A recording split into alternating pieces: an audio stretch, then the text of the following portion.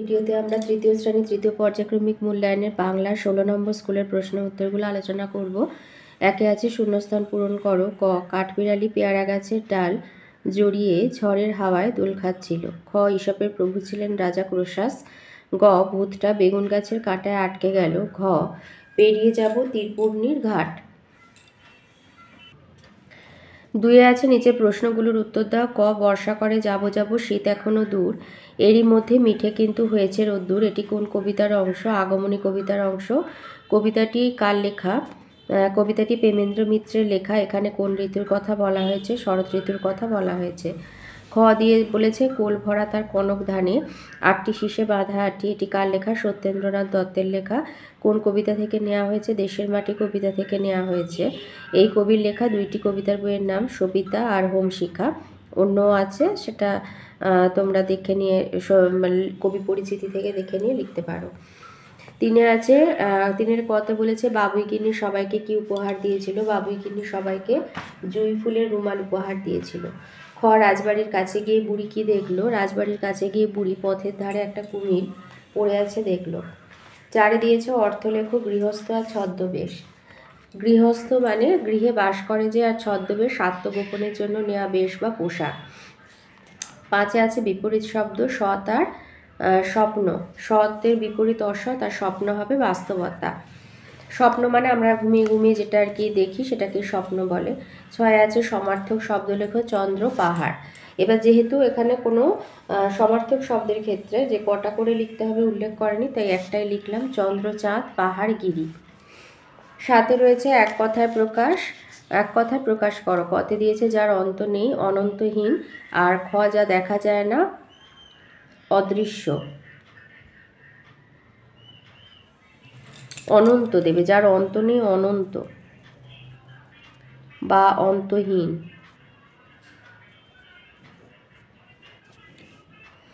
আটে দিয়েছে ক্রিয়াপদ কাকে বলে? ক্রিয়াপদ কয় প্রকার এবং কি কি? লিখবে যেসব পদ দিয়ে কোনো কাজ করা বোঝায় তাকে ক্রিয়াপদ বলে, যেমন লেখে, পড়ে, যায়, খায় ইত্যাদি। নয়তে দিয়েছে সাজিয়ে লেখো। কতে হবে বৃষ্টি বাদলা, খতে হবে আগমনী। দশে আছে বাক্য রচনা করো প্রকাণ্ড শাস্তি। প্রকাণ্ড দিয়ে লিখবে আমাদের পাড়ার মোড়ে প্রকাণ্ড একটি কদম গাছ আছে, আর খতে শাস্তি, অন্যায় করলে তার উপযুক্ত শাস্তি দিতে হয়। 11তে আছে বর্ণ বিশ্লেষণ করো ক্লোরোফিল আর সাংঘাতিক। ক্লোরোফিল লিখবে কয়লয়, যেহেতু আমরা বলি কয়লয় ওকার, তাই ক যোগ ল যোগ ও, রয় ওকার তাই র যোগ ও, ফয় হর্ষই ফ যোগ হর্ষই আর ল যোগ অ। খতে আছে সাংঘাতিক দন্তেশ্ব যোগ আ যোগ অনুস্বার যোগ ঘ যোগ আ যোগ ত যোগ হর্ষই যোগ ক যোগ অ। 12তে রয়েছে একটি অনুচ্ছেদ রচনা করো বিদ্যাসাগর অথবা তোমার প্রিয় খেলা। তো বিদ্যাসাগরটা দিয়ে দিচ্ছি। লিখেছে 1820 সালে 26শে সেপ্টেম্বর পশ্চিম মেদিনীপুর জেলার বীরসিংহ গ্রামের এক দরিদ্র পরিবারে ঈশ্বরচন্দ্র বিদ্যাসাগরের জন্ম হয়। তার পিতা ঠাকুরদাস বন্দ্যোপাধ্যায় ও মাতা ভগবতী দেবী।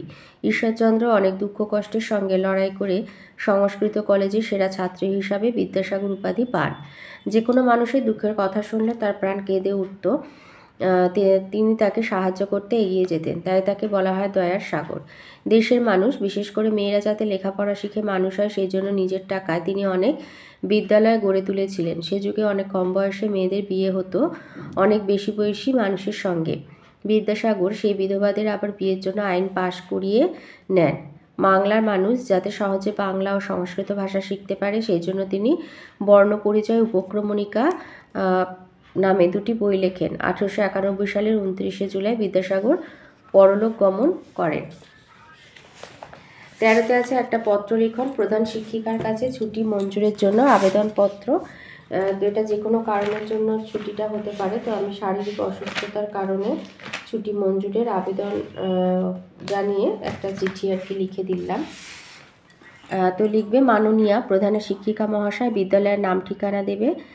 বিদ্যালয়ের নাম লিখবে, তার নিচে ঠিকানা যেটা আছে, আর জেলার নাম, কোন জেলায় স্কুলটা আর কি, মানে বিদ্যালয়টা।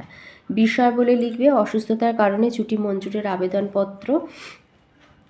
আবার লিখবে মহাশয়া, আমি বলে এখানে তোমার নাম লিখবে। ধরো তোমার নাম যেটা সেটা লিখে দেবে যে আপনার এই বিদ্যালয়ে তৃতীয় শ্রেণীর খ বিভাগ বা ক বিভাগও দিতে পারো।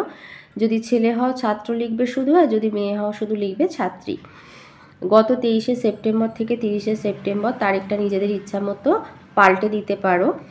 পর্যন্ত প্রবল জ্বরের কারণে বিদ্যালয়ে অনুপস্থিত ছিলাম। উক্ত কদিনের ছুটি মঞ্জুর করে নিয়মিত ক্লাস করার অনুমতি দিলে কৃতজ্ঞ থাকব।